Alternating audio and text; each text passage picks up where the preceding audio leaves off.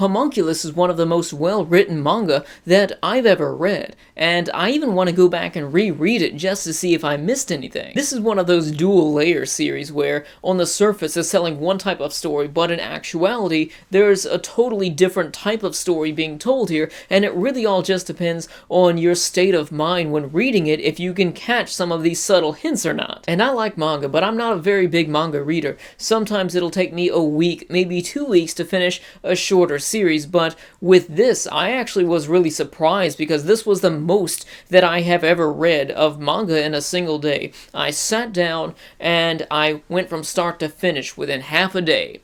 It's 15 volumes. What can I say? It was a very addicting read. It was very gripping, and I really enjoyed it. All 15 volumes of it. Homunculus revolves around the act of trepidation, which, if you're unaware, it's the medical procedure where they will remove a portion of your skull to allow air to your brain, just in case, you get in an accident, you get hit in the head, and there's a lot of pressure on your brain. They'll do that, and it will actually relieve it, but nowadays they actually put the bone back on it, or put some sort of replacement there, but in earlier times they would do this to relieve pressure on the brain. They would also do it in very unofficial methods, which would be to rid your brain of evil spirits, to cure mental diseases, to restore blood flow to your brain, to really do a lot of things, including gaining a sixth sense or gaining some sort of special ability. There's all sorts of things that people believed that would happen if you were to do this, and it really dates back a long time ago, like ancient Egypt, and really all over the world, surprisingly. And if you're interested in trepidation, if you have some sort of morbid curiosity with really weird stuff like I do, then in the description section below, once you finish with this review, there is about an hour-long documentary on trepidation where not only do they talk about the medical history of this procedure, but a few people that did it by theirself, to theirself, in the bathroom of their house with a drill that they had in their garage, just drill straight through their head. Stupid.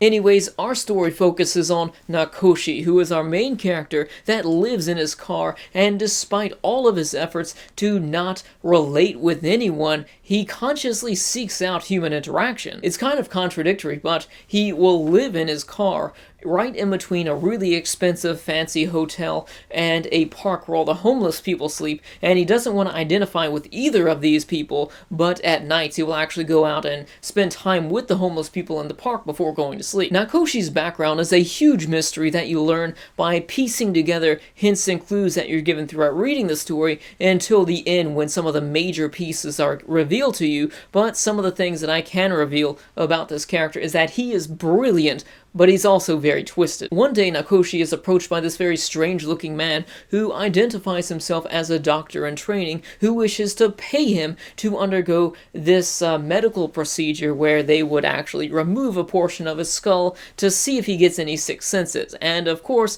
because Nakoshi's homeless and he needs gas for his car, he decides to go ahead with the operation and make the money. Shortly after this operation, he realizes that when he covers his right eye, he will see people transform into these monsters or robots or into these grotesque disfigurements. These changes in people were pretty detailed and very grotesque at times, just as a few examples that we have of. There's one character who was split up the middle horizontally, and his two outside halves were placed on the opposite sides, and his outsides were actually holding hands with each other as their legs were walking. It was a really strange thing to see. You had characters that were robots, you had sand people that could make their head disappear into their body or come out in different places of their body. It was a really strange sight to see. It's definitely a very unique experience. The originality of these homunculus, coupled with the detailed art style and also a few recommendations of some good friends of mine, is what really drew me into the series. But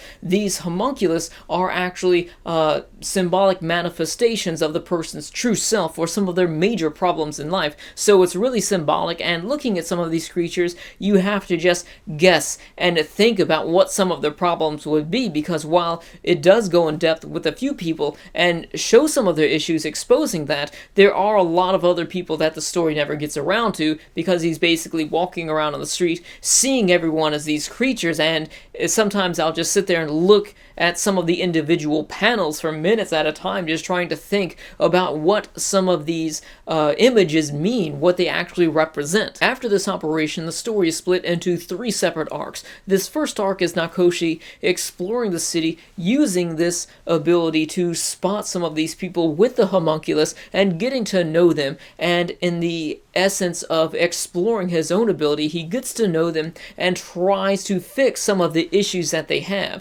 And I always felt when reading these parts that he wasn't really doing it out of the goodness in his heart to help any of these people. It really felt like he was doing it just out of a curiosity to explore the depths of his own ability. The second arc of the story revolves around the interaction between Nakoshi and his friend, the Dr. Ito, where Nakoshi's trying to break down his mind and expose some of the issues that he had in his past, trying to get him to confront some of these issues, but it's not really working so well because Ito knows how Nakoshi's thinking, he knows how the ability works, and he knows what he's trying to do, so he's not buying it. So at this point in the series, in the middle of it, there are complete volumes where it's this one argument between the two characters, this giant mind battle, and some of the things that are said here really make you think and really change your opinion about the series as a whole. The third arc is pure self-reflection as Nakoshi tries to use his ability with himself to peer deeper into his past, and that's when we learn much about him. It's unfortunate that I have to be pretty vague with this in order to not spoil it, just because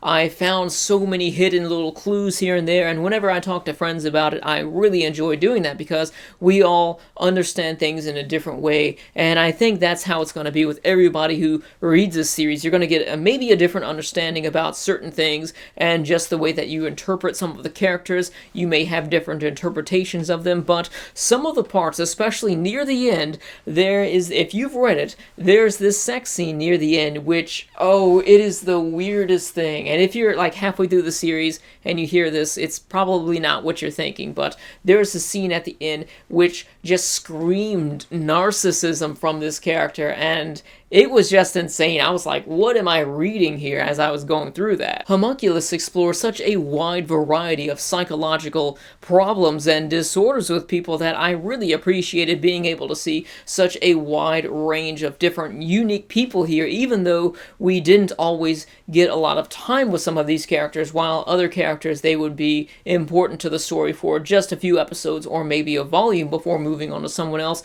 It was really a treat just to experience everything that we had to offer with the story, but unfortunately it's only 15 volumes long. I really wish that this could have been 20, 25, 30 volumes, because there was so much content that we could have had with this. I'm not saying that this fell short by any means, but it was just such an enjoyable, refreshing experience being able to read something that was so dark, that had such deep psychological elements, looking into the mindsets of so many different people here, that I really enjoyed it and I want more. As far as the art style goes, I really appreciated the amount of detail that was put into making this series, just because when you have so many different types of characters here with so many different transformations, it really made a big difference that you were able to look at these panels even though none of the main characters were involved, even though it was just random people on the street, that you were able to tell all of these details and be able to make certain personal assumptions about these characters' lives that aren't even important to the story. They really went the extra mile in this series, and I think it's beautiful art. Aside from the details of the homunculus,